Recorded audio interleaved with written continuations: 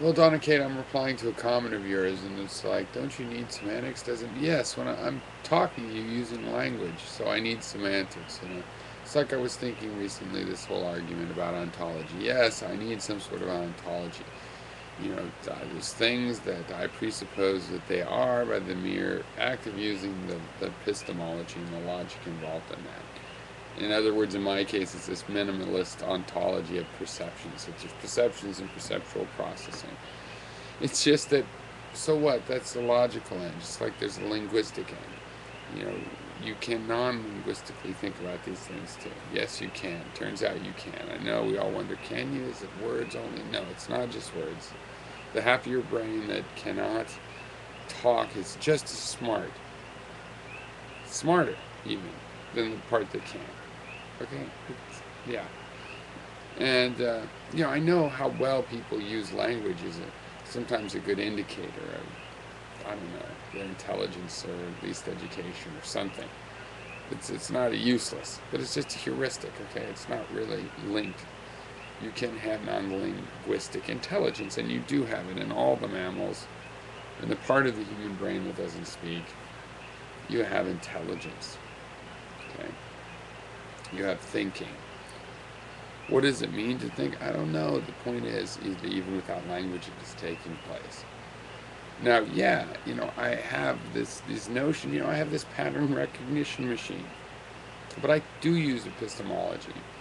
I do use analytic processes that are more about concepts that can be represented all kinds of ways, or just represented in the mind, thought about with the kinds of imagery and mental metaphor that we use, besides language, besides the things we think is language.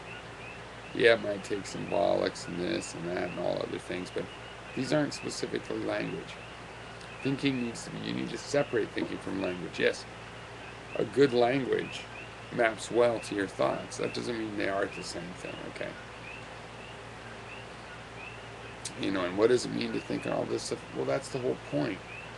I mean, I have this pattern, excuse me, I have this pattern recognition machine.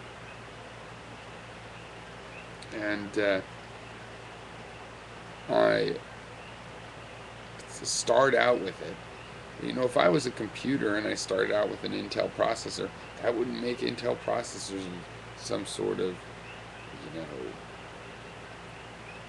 previous truth, or that it was necessary for thought in general, even my thought, because maybe I also have a floating point. I have other processors that can think, and my thinking processes all these things together.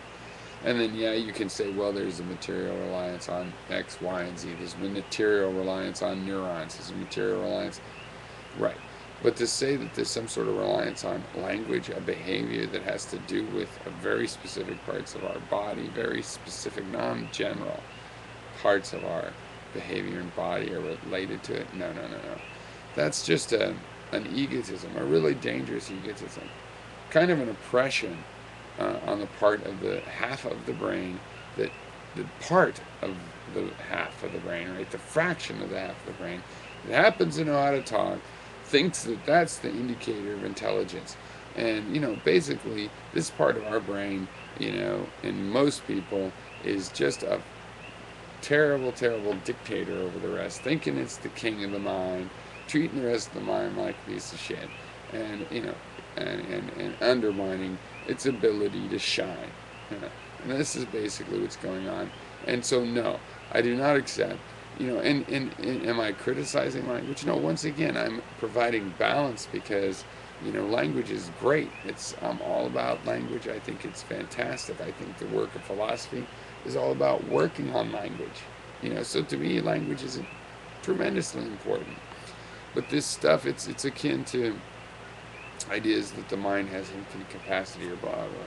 No, things have material capacities and realistic natures, and they're balanced as flaws and benefits from one perspective, and the same characteristics can be the benefits and flaws, from another perspective. And it's complicated and it's balanced, and that's what we're going for. So language is a great thing, but No, it is not the fundament of thought. It is not having to have a language before you can think. I mean, we thought, how can it, it's, to me, it just seems so clear that it has to be that we were thinking for thousands, no, millions of years to lead up to the idea, to the thought of having language. I mean, the origin of language came from somewhere we weren't thinking, and then suddenly language happened to us. And then it was like, hey, I can think. Jim, fucking check this out. Can you understand me? Yeah, totally. And it's like awesome, and I'm thinking, and oh my god, I just built myself a latrine. No, we were thinking. Animals think. Animals with no language think the fucking hell out of shit. They don't think. It's not real thought. It's just humans trying to be so special all the time. And you know what? We're special enough in a realistic perspective. We don't need to be like, oh, we're so awesome and holy. Our ability to write a Webster's dictionary has fundamentally given us the ability to have real thought, not that fake shit that we used to have for millions of years when we were rats. Yeah. Okay, this concludes. Sorry about the cough. I should just re-record the whole thing, but I just can't do that. So this will have to do. Cheers. Yes, it's late. People always hassle me about the video. Should I have paused it? No, I should have stopped it by now. Okay. Cheers. Vegetables.